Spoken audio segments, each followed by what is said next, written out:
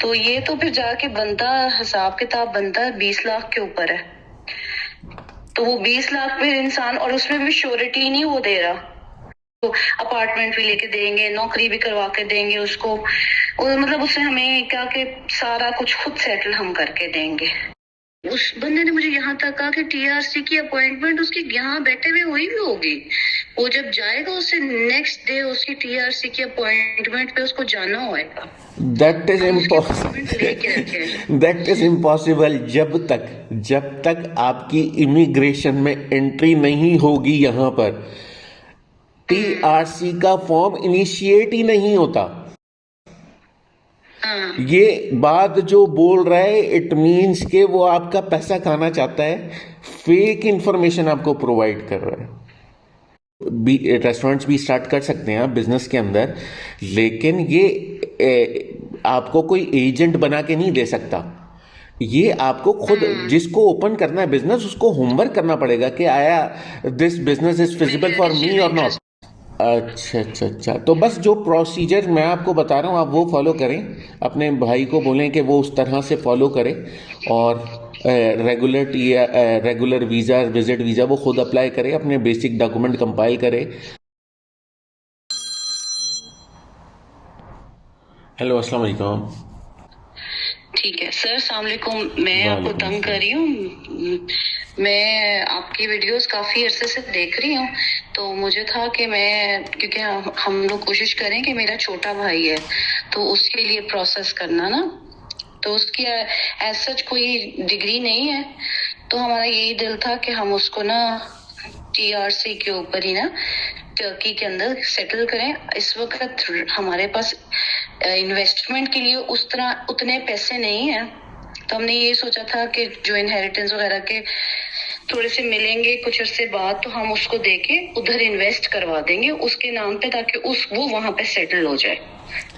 अच्छा, तो जिस बंदे से हम लोग कांटेक्ट में हैं, तो उसने हमें बताया कि आप चलें फिर भी वीजा अप्लाई करें, ये सिंगल है, मेल है, तो हम कोशिश करेंगे कि इसके नाम पे वहाँ कंपनी रजिस्टर करें। और उसके बाद, क्योंकि इस वक्त आप लोगों के पास प्रॉपर्टी खरीदने के पैसे नहीं है, तो इसलिए तो फिर उसने हमें कहा कि मैं $1700 लूंगा। अच्छा अच्छा। तो आप मतलब कि अगर कोई हो कि इतना, मतलब $1700 पाकिस्तान में अगर कन्वर्ट किया जाए, और जो रेट चल रहा है पाकिस्तान में डॉलर का, वो आपके जाके काफी बनते हैं पैसे, 3, 3.5, 4 लाख रुपए बनता है जी, शायद इससे भी ज्यादा। तो अब मतलब कि एक बंदा, अब मतलब एक मिडिल क्लास बंदे लोगों के लिए, पहले आप अकाउंट में 8 लाख 9 लाख डलवाएं उसका वीजे के लिए, फिर उसके बाद टिकट और वीजा चले, वो लाख रुपए का आ जाएगा, 70-80 हजार का आ जाएगा, मगर फिर जाके वहां पे जाते साथ ही तो नहीं कुछ, एक तो अर्निंग होने शुरू हो जाएगी, और जो जाते साथ ही तो नहीं कहीं ठहराने शुरू हो जाएगा, वो तो अपने ओन पे करना है। तो कम से कम आपको 2-2.5 लाख चाहिए इन हैंड वहां खर्चा करने के लिए, 1 महीना 2 महीने निकालने के लिए। बिल्कुल ऐसे ही है। तो ये तो फिर जाके बनता, हिसाब किताब बनता 20 लाख के ऊपर है। तो वो 20 लाख फिर इंसान, और उसमें भी श्योरिटी नहीं वो दे रहा। वो कहते हैं 1 साल, तो वो कहते हैं कि वो वहीं रहेगा। ये तो मैं आपको कहता हूँ कि 1 साल तो वहीं पे रहेगा, उसके बाद अगर टीआरसी नहीं हो पाती तो then he has to come back. तो 1 साल जो वो रहेगा और टीआरसी नहीं होती तो वो कैसे रहेगा? वो इलीगल रहेगा फिर?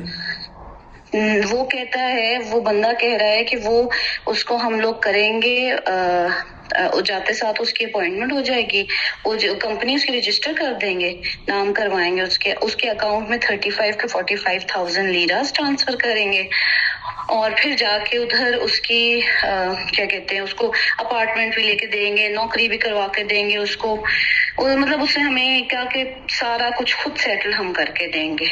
और दूसरा उसने कहा कि फिर उसके बाद जो है ना, क्या कहते हैं, मैंने कहा फिर उसके बाद उसका ना हफ्ते 10 दिन या महीने या 2 महीने में ना वो आ जाएगा टीआरसी का कार्ड। अगर नहीं, मैंने उससे पूछा, मैंने कहा अगर नहीं आता है, इनके दुनिया में तो यही होता है, या आता है या नहीं आता है की भी ऑप्शन होती है।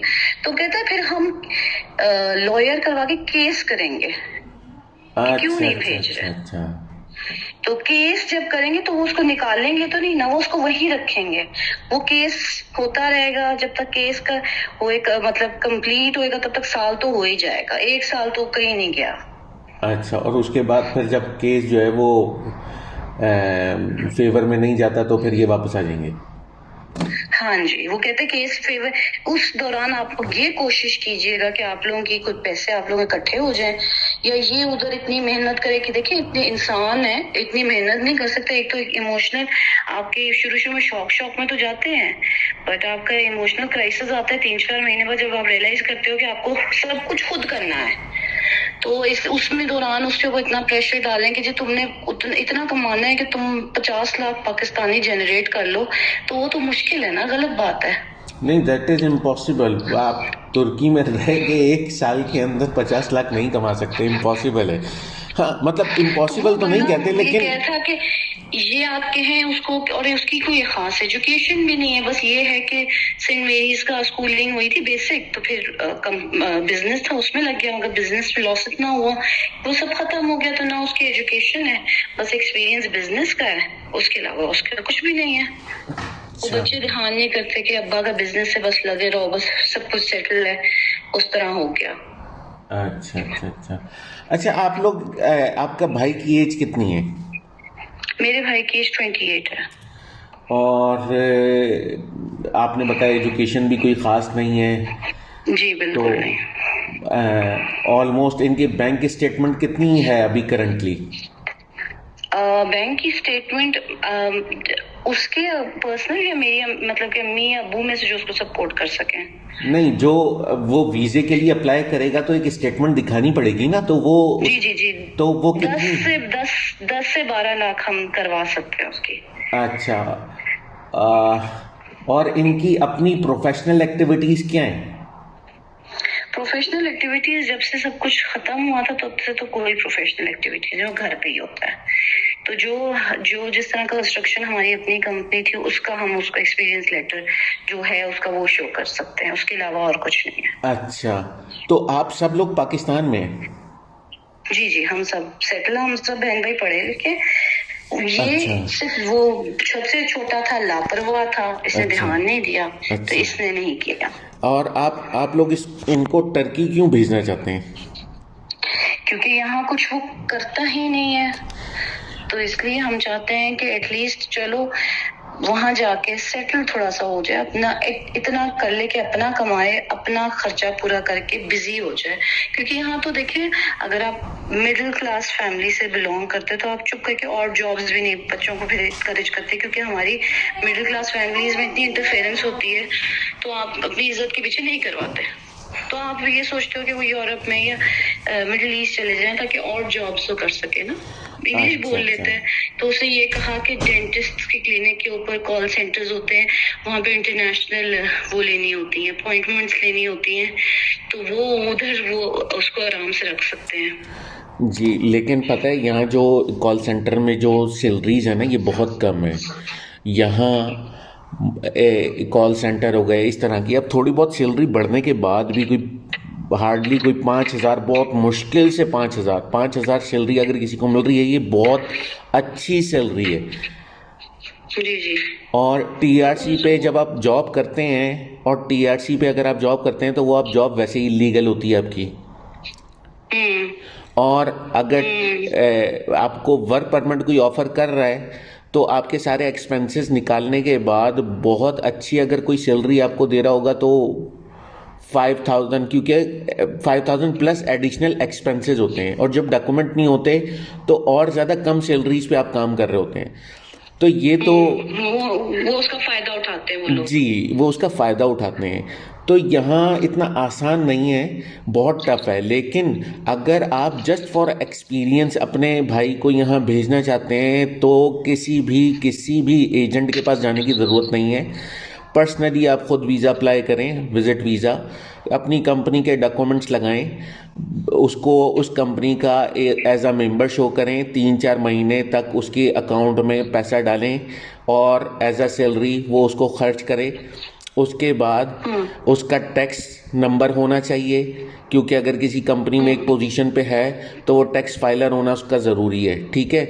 उसका टैक्स वो मैंने सर्टिफिकेट, आपकी वीडियो देखी थी कि वो किस तरह मिलता है, वो सब मैंने आपकी देखी जी, हुई है, ये तो जो टैक्स सारे स्टेप्स आप बताए हैं। सर्टिफिकेट, जी, आप वो टैक्स सर्टिफिकेट साथ में ऐड करें।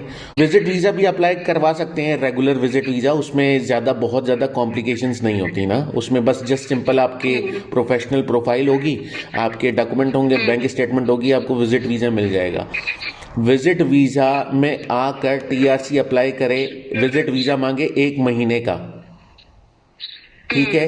एक महीने का विजिट वीज़ा ले, 1 महीने में यहाँ आते ही नेक्स्ट डे से अपने टीआरसी का प्रोसेस अप्लाई करें। विजिट वीज़ा के ऊपर अपने प्लान्स एक्सप्लेन करें कि मुझे टीआरसी चाहिए, मुझे डिफरेंट सिटीज़ और ये वो मुझे एक्सप्लोर करने हैं, विजिट करना है। वो अगर टीआरसी मिल जाती है तो ठीक है, नहीं मिलती तो with in 1 month validation of your visit visa वो वापस आ जाए। वापस आने के बाद, जी, वापस आने के बाद with in the validity of visa वापस आए। वापस आने के बाद वो 1 साल का मल्टीपल एंट्री वीज़ा अप्लाई करे फिर।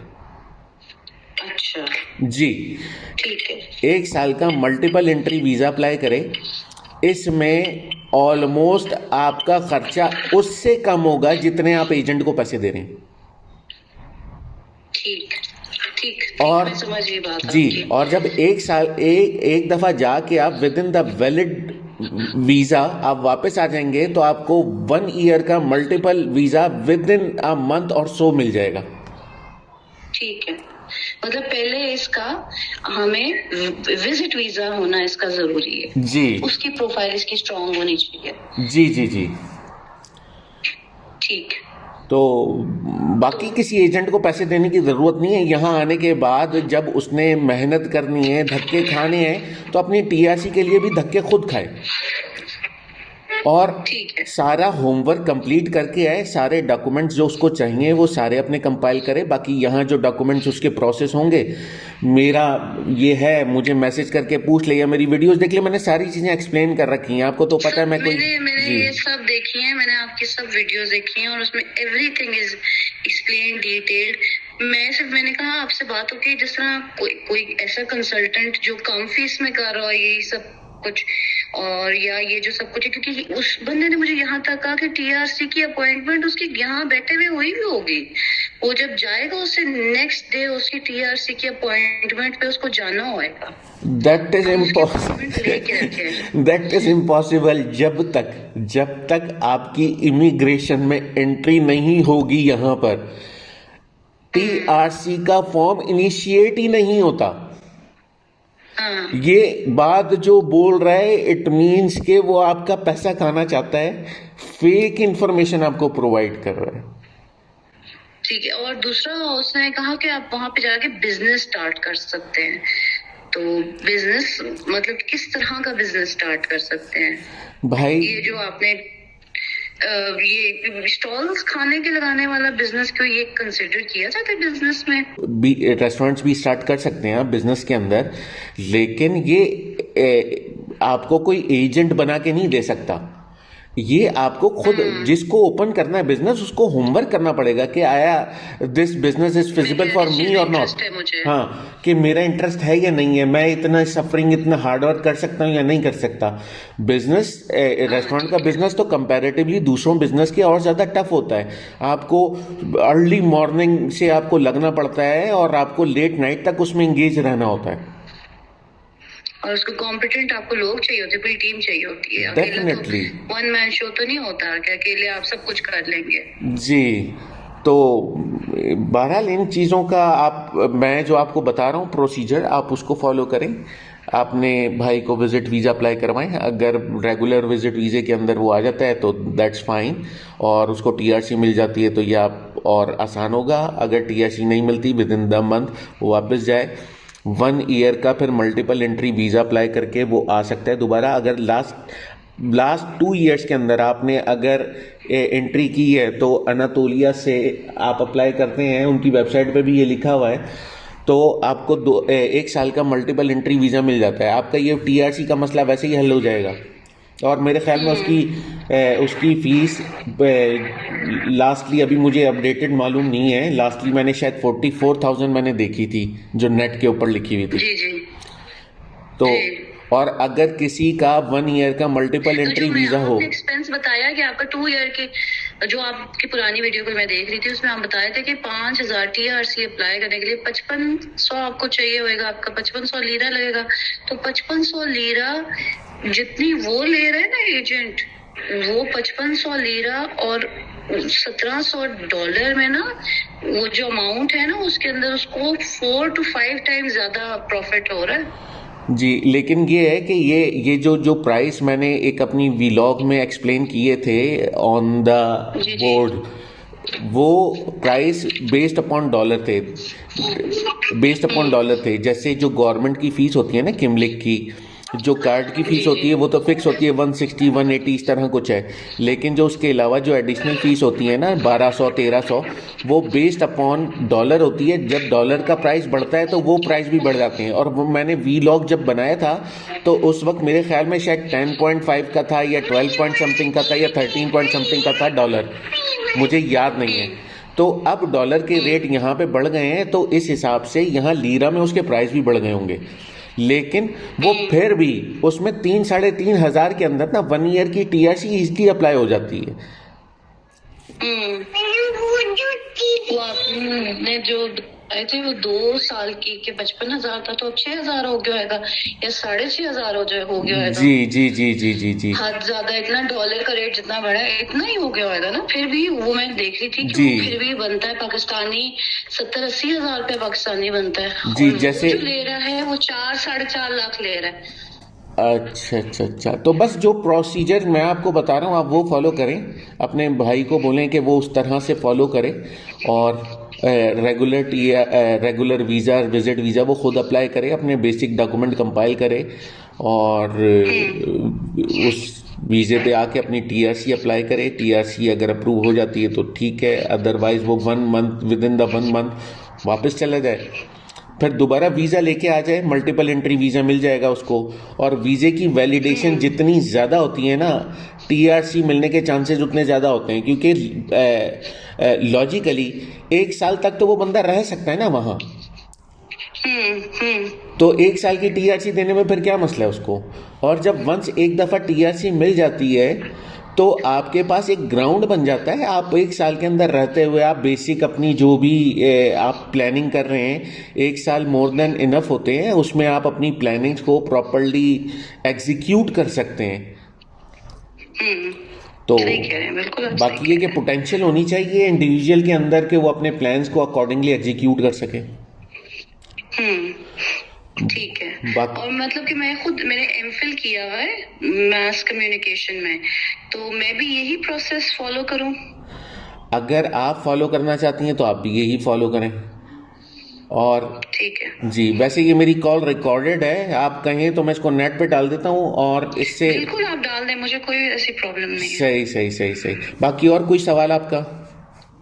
नहीं, बस थैंक यू सो मच। मैं बहुत आपकी शुक्रगुजार हूँ कि आपने रिप्लाई किया और मुझे मौका मिला आपसे बात करने का। मैं आगे भी कोई प्रॉब्लम हुई तो मैं आपके जरूर I stay in touch with you. Sure. अस्सलाम वालेकुम। थैंक यू सो मच जी। वालेकुम सलाम।